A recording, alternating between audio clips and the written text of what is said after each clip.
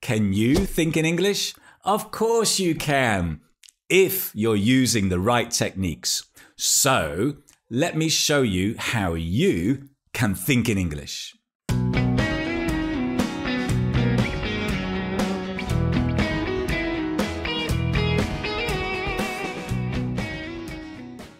Hello, this is Keith from English Speaking Success and the website, The Keith Speaking Academy. Now, you know, when I started teaching English in Spain many years ago, I had a group of students in a company, business students, and some of them translated everything.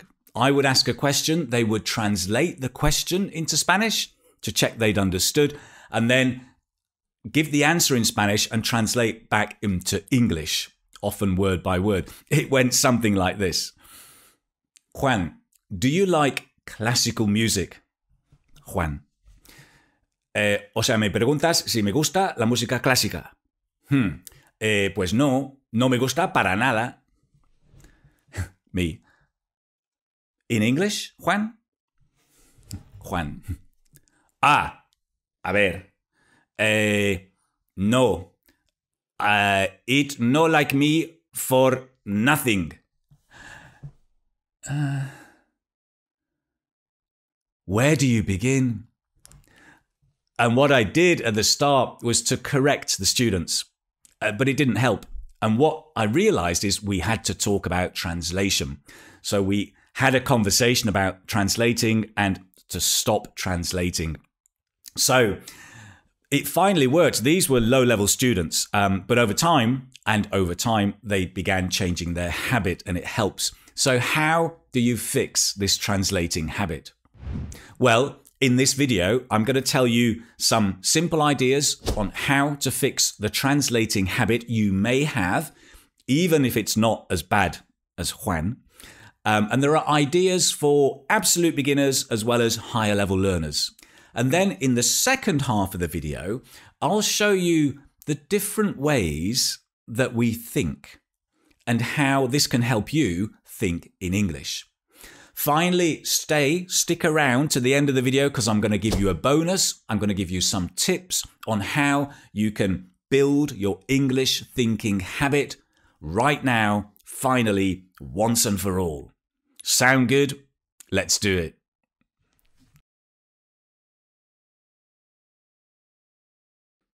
Okay, let's fix your translating habit, if you have one. Just to be clear, translation is not always bad, right? It gets a bad reputation, but translation sometimes is good.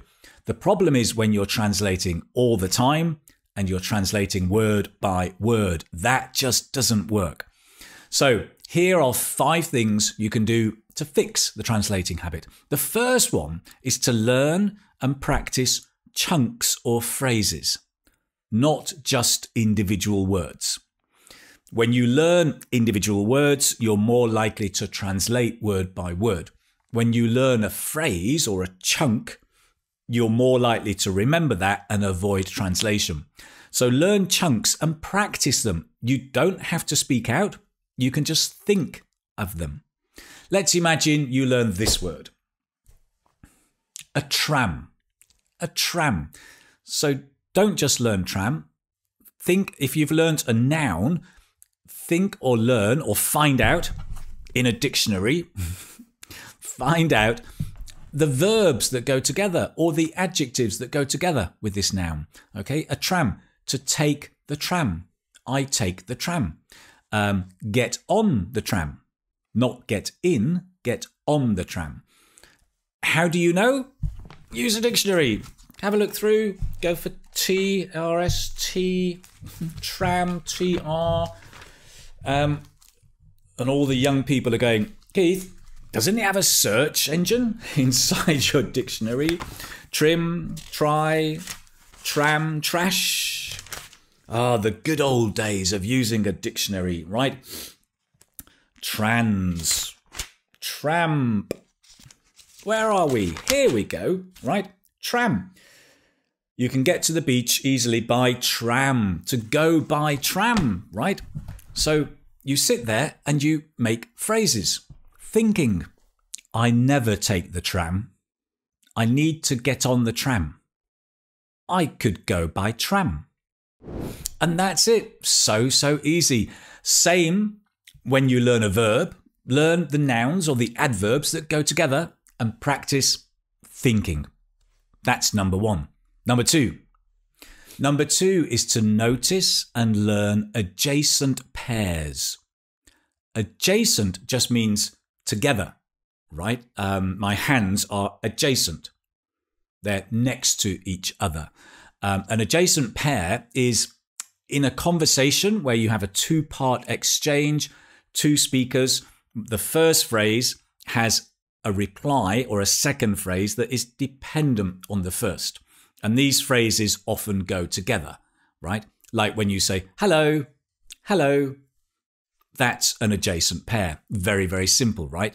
So when you're involved in conversations or watching films or series, look out for the adjacent pairs. Start to notice them and learn them.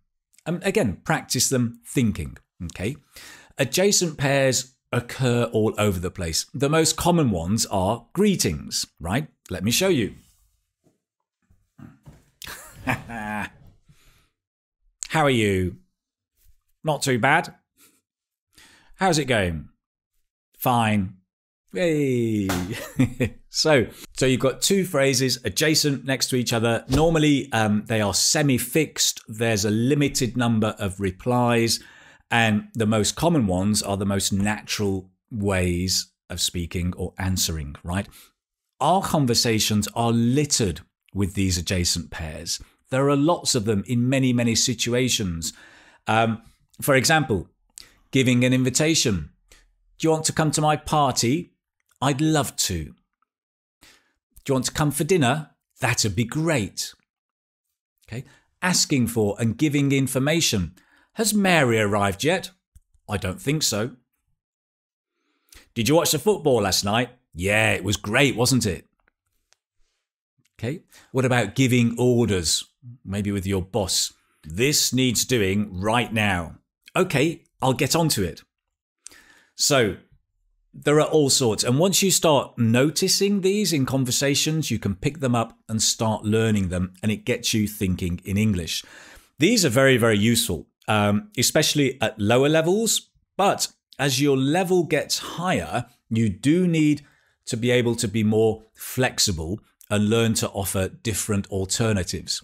But again, you notice these as you listen to conversations more and more. For example, the boss giving orders. This needs doing right now. I'll sort it out. Don't worry, I'll make sure it's done. No worries, we'll do it. Okay. So as you build your confidence and your level, you can offer more flexibility to these adjacent pairs. Extremely useful. Let's move on. Number 3, learn and use collocations. So we've just seen two phrases that go together. Collocations are 2 or 3 words that often go together, right? For example, we talk about tea, black tea. You can have green tea or black tea. We don't say red tea. The Chinese have this da hong pao and often talk about red tea, but it's not. It's black tea in English, right? Tea leaves. Also, tea bag. Look at that, lovely Tetley's tea bag. We can talk about a cup of tea, drink tea, or sip tea. If you make a noise, actually that's to slurp tea. Don't slurp your tea. And so as you're learning words or verbs, you can, as you're seeing things, you can think of them. And as you're doing things, you can think of the collocations, right? So, I feel like a cup of tea. Oh, that's nice, black tea, lovely. But I prefer tea leaves. Oh well.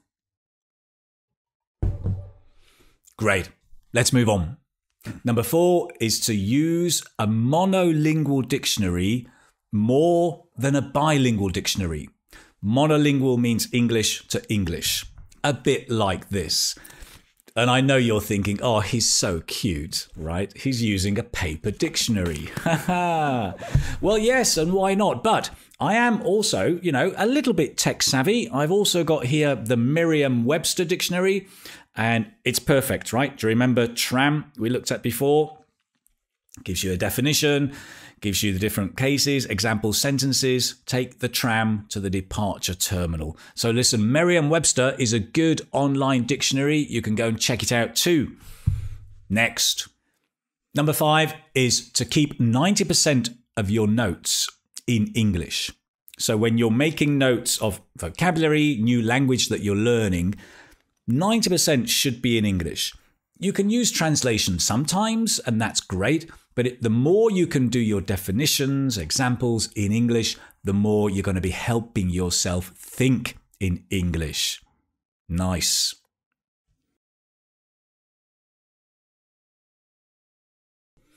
I hope you're enjoying the video so far and learning lots. In a moment, I'll tell you all the different ways that we think and how you can think in English. If you would like to get all of this information in a nice, lovely PDF, then just click on the link in the description. And then when you click on the link, it will take you to this webpage, Learn to Think in English. All you do, just put in your first name and an email address, and then press the PDF button and you will instantly get the PDF. That's it. Let's get straight back into thinking in English.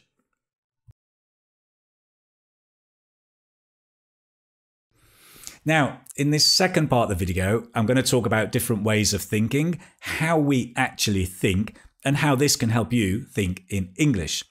So, different ways of thinking, there are probably 2 main ways, right? There's what we call idle thinking, kind of lazy thinking, and that's where the voice in your head is talking and talking, right? Everything that goes through your head, right? Typically looks something like this. It's cold. It's raining again. What am I going to have for dinner? Why did we paint that wall blue? Right? Thoughts just jumping all over the place. It's very hard to control that voice in your head. The second type is reflective thinking, where you're consciously deciding or making plans about how to do something. Maybe something like this. I need to plan tomorrow's lesson. What topic can I do? Transport, yes. No, I've already done that. Okay, concentrate. Okay, and it's much more structured, probably with a specific goal in mind. Now, within these ways of thinking, the 2 categories, there are many different activities that we do. Let's have a look at them and show you how you can do exactly the same thinking in English, whatever your level.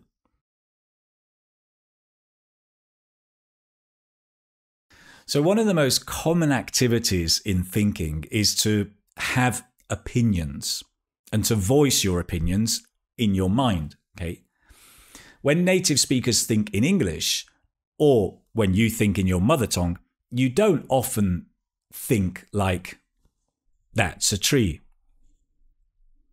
This is a book. This is a cup, right?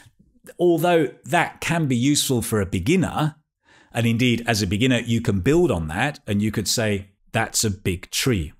This is a blue book. This is a new cup. And that can be helpful.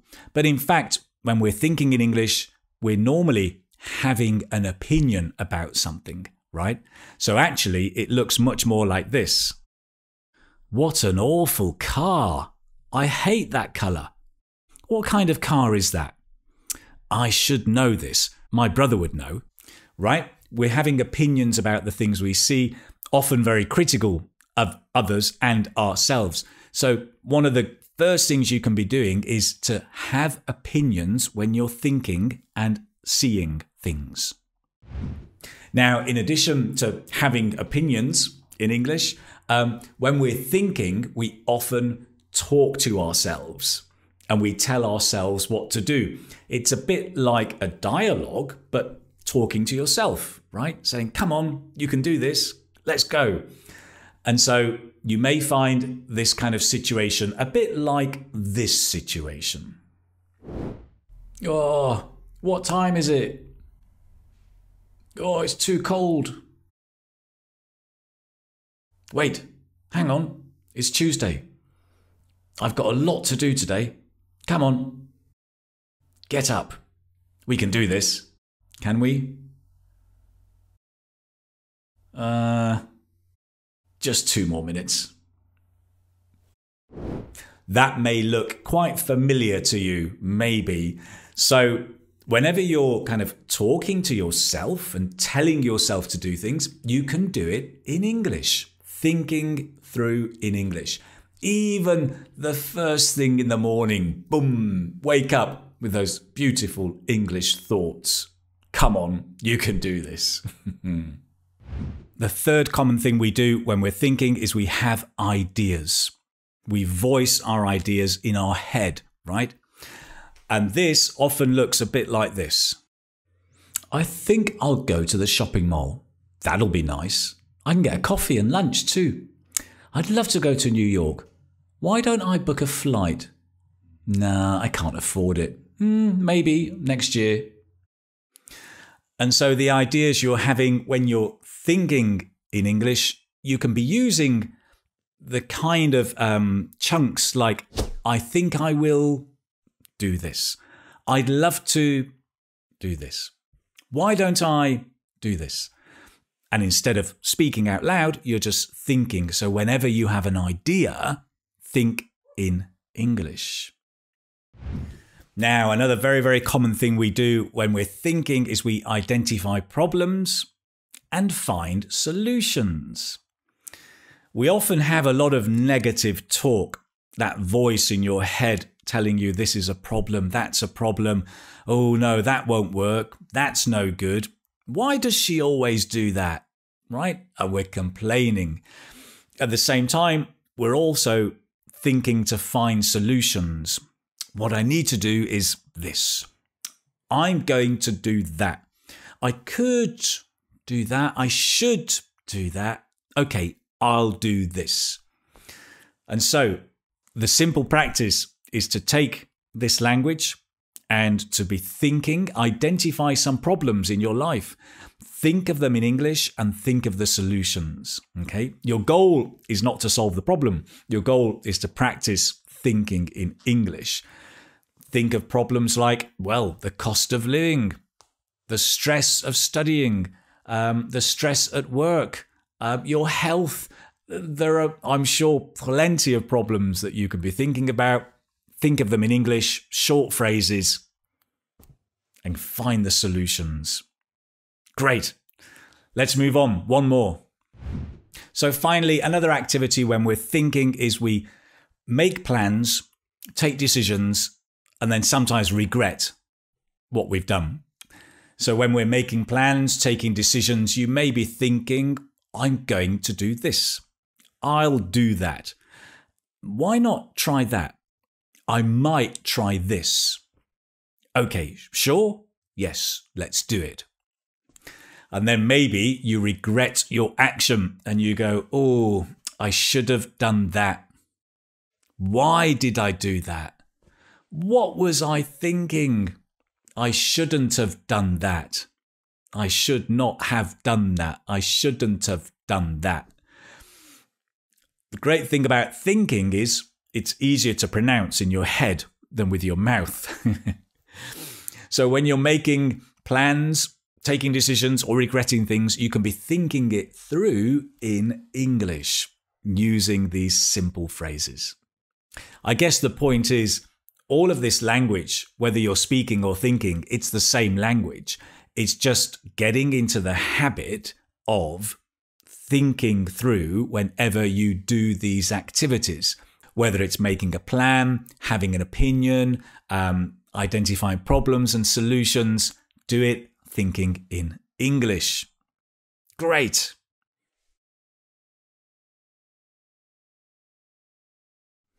Okay, so now you know how to fix your translating habit. Now you know the different ways of thinking and the kind of activities we often do when thinking that you can start practicing in English. Let's finish with a bonus, some tips on how to build your English thinking habit. So thinking in English is it's just a skill that you practice and you need to practice. The more you practice, the better you get at it. It's like speaking English, okay? There's no secret, it's just practice. So I suggest you start just even 1 minute in the morning at breakfast time. When you're thinking about, okay, that's a good time, right? Because you're probably planning the day, got some ideas, maybe a problem, and just go through and start thinking in English. Just for 1 minute, right? The key is to start small and then build up. So you can do 1 minute, the next day 1.5 minutes, the next day 2 minutes, and build up over the days. My advice is the same time. My advice is the same time, same place every day, and build the habit. Popular literature tells us it takes 21 days to build a habit. Actually, the deeper research tells us it's more like 67 days to build that habit. But hey, that's great. You've got plenty of days ahead of you, so you can do it. Just keep going, step by step. Now, I know what often stops students is vocabulary. They're thinking and then they don't know the word. Then that's fine. Just think in English and then the word you don't know, just use your mother tongue and then later just go and check in a dictionary. Go and look it up. So cute. All right, go and look it up on your mobile dictionary. Really easy, right? Also, use simple words when you're thinking, right? Focus on practicing the thinking skill. Don't focus on building vocabulary using complex grammar. This is not the time. Thinking in English is keep it simple time. Build your thinking fluency slowly, right? It does help to create an English environment. That's going to make it more likely that you will be thinking in English. English environments are difficult, but you can create lots of English moments. So 15 minutes reading a book, 20 minutes with a podcast, 30 minutes with a Netflix series. And you can just have these moments of English that are going to help you think in English. Finally, you could use a prop, something that may help you feel more English. Maybe it's a hat. Maybe it's a pair of glasses. Maybe it's a cup of tea. Whatever it is, the thing that helps you like an actor, it's a prop you use to get into character, to be your English person, and use that when you're thinking in English.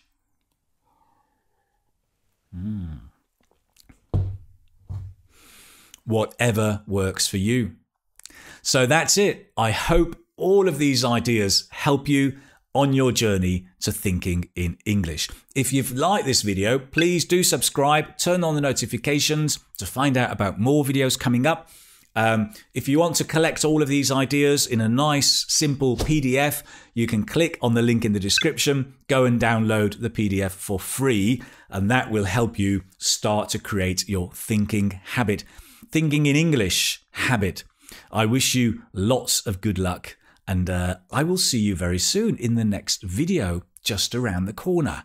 Thank you so much for watching. Take care, my friend. Bye-bye. That was an interesting topic. I wonder if it was too difficult. I hope they manage. Oh, I'm sure they will. What am I going to have for dinner?